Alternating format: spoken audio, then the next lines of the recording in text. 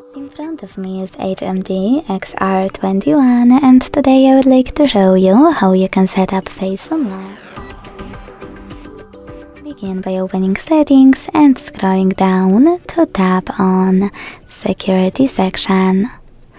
Then scroll down again to tap on Face Unlock and enter your current screen lock. Now tap on Setup Face Unlock, hit Start, keep your face in frame and follow all of the instructions from your screen. Then hit Done. So now when I switch off my screen and turn it back on, icons that Face Unlock is working properly. Thanks so much for watching. If you enjoyed this video, leave a like, comment and subscribe. Bye!